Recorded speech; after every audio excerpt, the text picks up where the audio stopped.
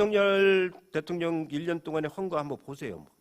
제 입으로 하기가 싫어요. 무슨 뭘 했는지 하도 지저분해서. 심지어 뭐 어제 그제는 미 CIA가 도청을 했는데 그걸 감청했다고, 악의는 없었다고, 미국한테 이해를 하겠다고. 이런 사람들이 어디가 있습니까? 아니, 감청이라는 건요, 법원이 영장에 발부받아서 하든가 아니면 본인이 동의할 때 중요한 사안이 있으니까 녹음을 좀 해둬야 되겠다 할 때 하는 거지. 우리 법원이 언제 미시아한테 영장 발부해 줬어요? 감청이라는 건 법원에 영장이 있어야 하는 겁니다. 본인 모르게 할 때도 6개월도 그것도 제한되어 있는 거예요. 6개월로. 6개월 만에 본인한테 통보해 줘야 되는 거예요. 제가 다른 법은 몰라도요, 그런 법은 잘 알아요. 그걸 비호할 걸 비호를 해야죠.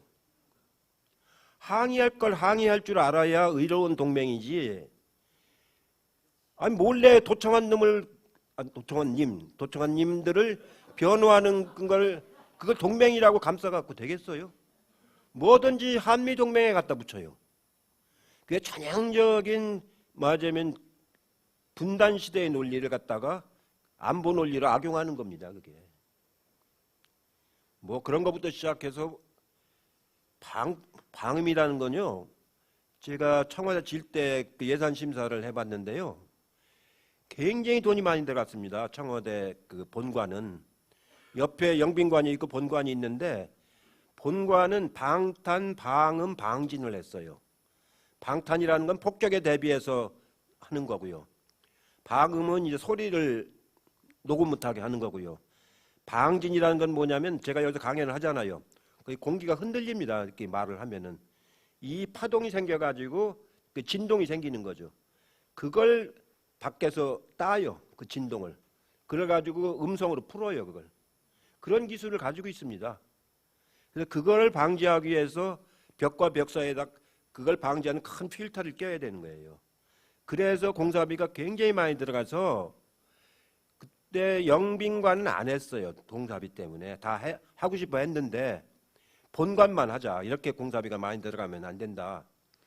그래서 유일하게 청와대 본관만 그게 방탄, 방진, 방음이 되는 건물입니다. 특 1급 국가 그 보호시설이거든요. 국방부 같은 데는 그게 안 돼 있어요. 국방부 같은 데는 방탄하고 방음만 돼 있죠.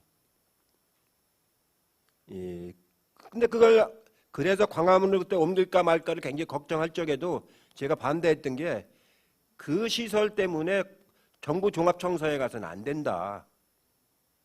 그래서 광화문을 포기했던 것 중에 하나예요. 근데 국방부로 가니까 그게 됩니까? 안 되지.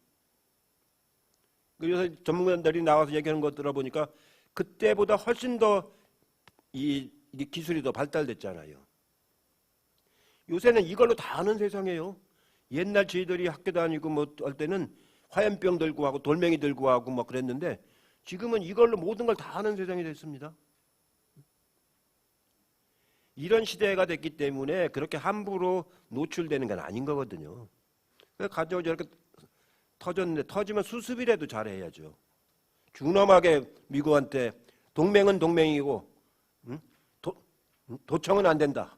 사과하라. 다시는 안 하게 재발을 약속해라. 이렇게 해야 되는 거 아닙니까? 유럽의 대통령이나 총리들은 그렇게 해요. 왜 우리 대통령을 그거 못합니까? 참 이런 얘기 자꾸 하면 내 입만 나빠지니까요. 이렇게 이제 그 윤석열 대통령이 지난 1년 동안 역주행을 많이 했지 않습니까? 아주 난폭운전을 하고 있는 거 아니에요. 파란불, 빨간불, 노란불 다 무시해버려요. 제가 어디 가서 그래서 정치 생명이라고 했더니 그런 용어 쓰지 말라고 그러더군요. 빨간불, 파란불, 노란불 막 무시해버리는 거예요. 정치라고 하는 건 직진할 때도 있고 서야 될 때도 있고 돌아가야 될 때도 있고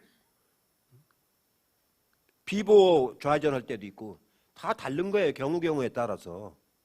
이건 막 아무거나 압수수색만 해버리면 되는 거예요. 그게 뭐냐면 겁주는 거예요. 너도 언제든지 그렇게 당할 수 있다. 압수수색 당할 수 있다. 그러니까 얼쩡거리지 말아라. 이거는 공포정치 아닙니까? 근데 이 대명정치의 그 공포정치에 겁먹을 사람이 지금 누가 있습니까? 이 어떤 애가요, 초등학교 3학년 애가요, 지 엄마가 대선 지고 나서 하도 심란해 오니까 엄마, 신난할 거 없어. 5년 금방 가. 응? 초등학교 3학년 애가 그래요. 응? 이런 대명천지가 된 거예요. 아니 얼마 전에 국정원 직원이 뒤에다가 국정원이란 잠바 입고 수색하러 왔어요. 신문에도 보셨죠? 그런 놈들이 어디 있어요? 아, 참 그런 님들이 응? 입에 발렸어요. 놈이라는 게 그냥. 국정원이라는 게요. 신분이 노출되면 안 되는 거예요. 국정원이 설치고 다니면 겁먹을 사람이 지금 누가 있습니까?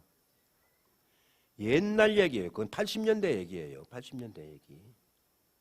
우리 사무실에 국정원 직원이 하나 왔다가 우리 비서들한테 겁주려고 신분증을 보여줬다가 우리 비서들한테 뺏겼어요. 신분증을. 그러니까 이놈 신분증 돌려달라고 해도 안 돌려주고 제가 이제 갔더니 뭐 한 3년, 2년 차인가 3년 차 된 초짜예요. 너 왜 왔냐 했더니 좀 탐색하러 왔다는 거예요. 그래서 신분증을 뺏기면 어떡하냐 임마. 응? 그랬더니 안 돌려주니까 제가 재야운동할 때 담당했던 사람이 승진해서 국장이 됐는데 그 사람이 저를 찾아왔어요. 그 직원은 안 돌려줘도 좋은데 신분증은 돌려달라고. 응? 왜 그러냐니까 신분증은 뺏기면 전 직원이 신분증을 다 바꿔야 된다는 거예요. 근데 거기에 여러 가지 암호가 들어가 있고 그게 들어가 있어서 바꾸는 게 굉장히 어려운 일인데 그거 하나 뺏겨가지고 이게 다 하면 되겠느냐. 미안하게 됐으니까. 그래서 내가 쟤는 데려가도 좋다. 신분증은 그러면 안 되겠다. 그래서 저하고 신경을 한참 했어요. 그래서 나중에는 다시는 그런 짓 하지 말아라. 우리 방이 어떤 방인데 와서 신분증 드밀고 그 겁박을 하려고 드느냐. 응? 그런 적이 있었는데 아, 이 집에는 국정원 잠바를 입고 다니는 놈들이 어디 있어요 그게. 예? 참나 참 별걸 다 봐요. 그러니까 하도 1년 동안 보니까 다른 거보다 별걸 다 본다 소리밖에 할 말이 없어요.